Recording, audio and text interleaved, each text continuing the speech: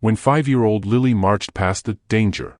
Do not approach" sign and reached her hand toward the kennel that made grown men step back, the entire shelter went silent. Inside that cage lived a dog they'd named Beast. He hadn't let a human within 3 feet of him in 912 days. His last interaction with people had sent 2 workers to the emergency room.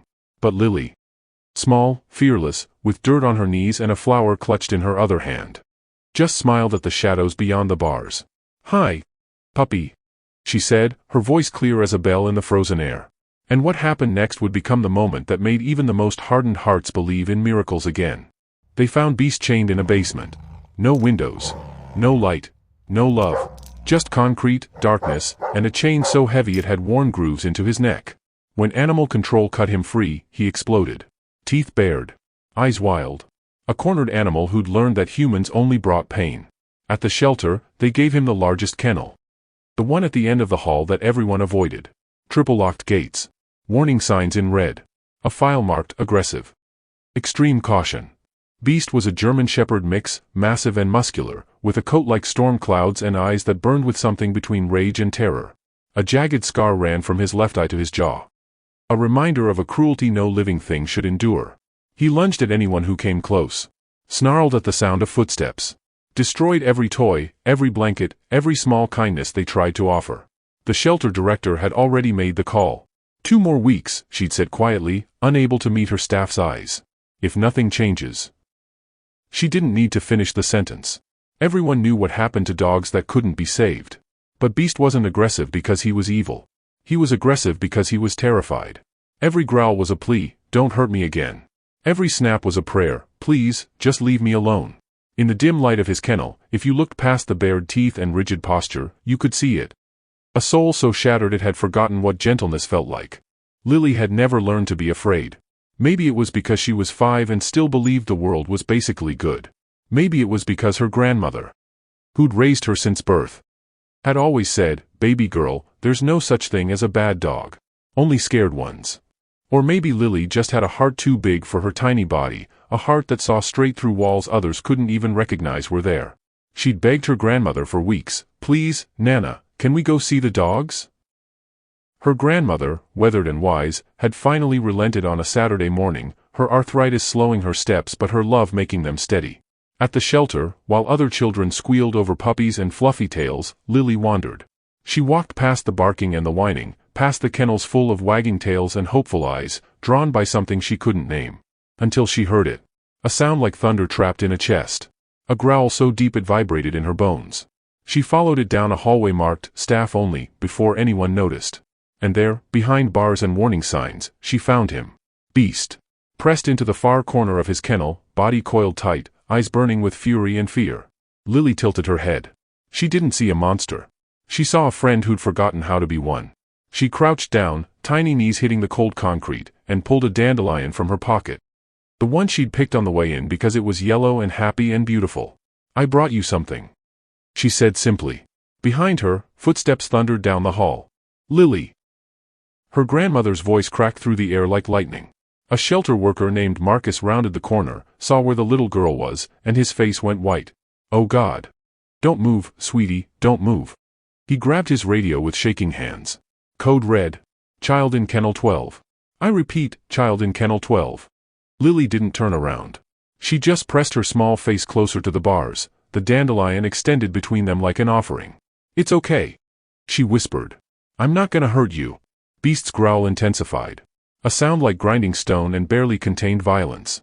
His lips pulled back, revealing teeth designed to tear and destroy. Every muscle in his body tensed. Lily's grandmother reached the kennel, breathless, and her hand flew to her chest. "Lily, baby, step back right now." The shelter director burst through the door. Carol, the same woman who'd signed Beast's death warrant. She froze when she saw the scene. A 5-year-old girl. A violent dog. Less than 2 feet of space between them. "Lily," Carol said, her voice carefully controlled but trembling underneath. "I need you to stand up very slowly and walk backward to me. Can you do that?" "But I want to give him my flower." Lily's voice was so pure, so innocent, it made the air hurt. Beast's entire body shook now. Muscles twitching. Breath coming in harsh, rapid bursts. Marcus had his phone out, finger hovering over 911. Carol's hand moved to the tranquilizer gun locked on the wall. Everyone had seen this before. The moment before a dangerous dog snapped, before instinct overtook everything, before tragedy became inevitable. Beast took one step forward. Then another. The growling turned into something worse. A sound caught between a snarl and a scream, primal and terrifying. "Lily! Now!" Her grandmother cried out. But Lily didn't move. She just kept looking at Beast with those wide, fearless eyes. And then she said something that stopped every heart in that hallway. "You're scared, aren't you?" Beast stopped. Not because he was commanded. Not because he was trained. But because something in that small voice reached through the rage and touched something deeper. Lily's eyes filled with tears, but she didn't pull away. "I get scared too," she said softly. "When Nana has to leave me at night. When I have bad dreams. When I remember my mommy isn't coming back." Carol's finger froze on the tranquilizer gun. The little girl's voice cracked. "Nana says when we're scared, we need someone to be brave for us. She's brave for me." Lily extended the dandelion further, her small hand trembling now but not retreating. "I can be brave for you." The growling stopped. Completely. The silence that replaced it was so profound it seemed to have weight. Beast stared at the tiny human before him. This creature who should have run, who should have screamed, who should have seen him as a monster. But all he saw in her eyes was something he'd forgotten existed. Kindness. His ears, which had been flat against his skull, slowly lifted. His body, coiled like a spring, began to soften. Trembling. Not with aggression. With something far more vulnerable. "It's okay to be scared," Lily whispered, and a tear rolled down her cheek. "But you don't have to be alone." She pressed the dandelion against the bars. Yellow petals against cold metal. Life against death. Hope against despair. Beast's massive head lowered. Inch by agonizing inch. His breath came out in shuddering gasps. The sound of a dam breaking, of walls crumbling, of a heart that had been frozen for so long it hurt to thaw. And then, as witnesses stood paralyzed with shock and awe, Beast's nose touched the flower. Gentle. So gentle. He sniffed it once. Twice. Then his dark eyes lifted to meet Lily's. And something in them changed. The fury dimmed. The fear softened. For the first time in 912 days, Beast made a sound that wasn't a growl. A whimper. Soft and broken and unbearably sad. "See?" Lily smiled through her tears. "You're a good boy. I'm opening the gate." Carol's voice was barely a whisper. Marcus grabbed her arm. "Carol, you can't. Look at him." They all looked. Beast sat now, still trembling, his entire focus on the little girl who'd seen him.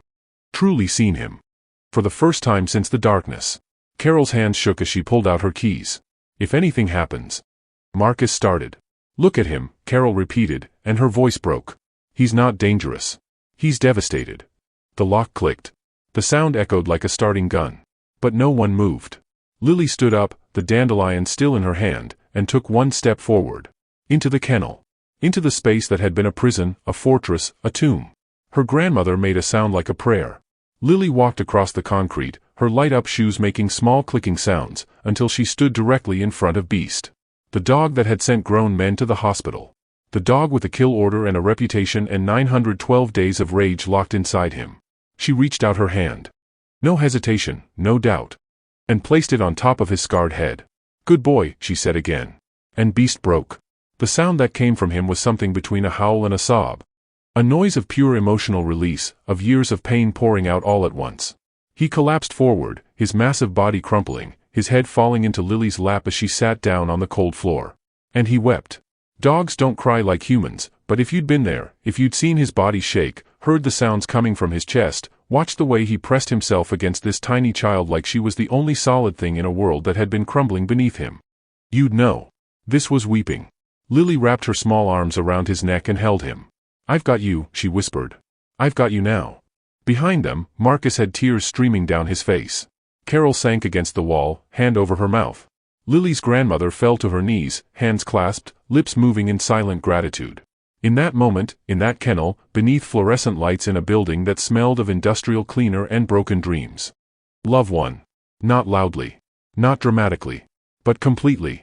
They say some souls are too damaged to save. Too broken. Too far gone. But on a Saturday morning in September, a 5-year-old girl proved them all wrong. Not with force. Not with training. With a dandelion and a heart that refused to believe anyone was beyond love. Beast. Whose name became Buddy the day Lily's grandmother signed the adoption papers. Lives with them now. He sleeps at the foot of Lily's bed, a gentle giant who follows her everywhere, who lets her dress him in flowers and read him stories and whisper secrets into his fur. The scars are still there. The past hasn't vanished. But healing isn't about erasing what happened. It's about choosing what happens next.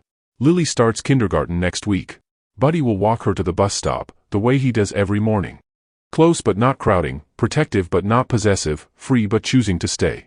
At the shelter, Carol keeps a photo on her desk. Lily, small and smiling, her arms around Buddy's neck. His eyes. Those eyes that once burned with rage. Soft and clear and full of something that looks a lot like peace. Underneath, she's written 8 words. The bravest hearts see what fear cannot. Because that's what Lily taught them all. That love isn't the absence of fear. It's the courage to extend your hand anyway. To see the soul beneath the scars.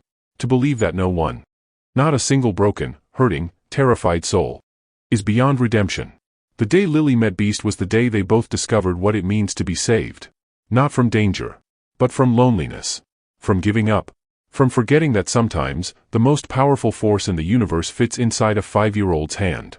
And comes wrapped in a dandelion. If this story touched your heart, share it with someone who needs to believe in love today.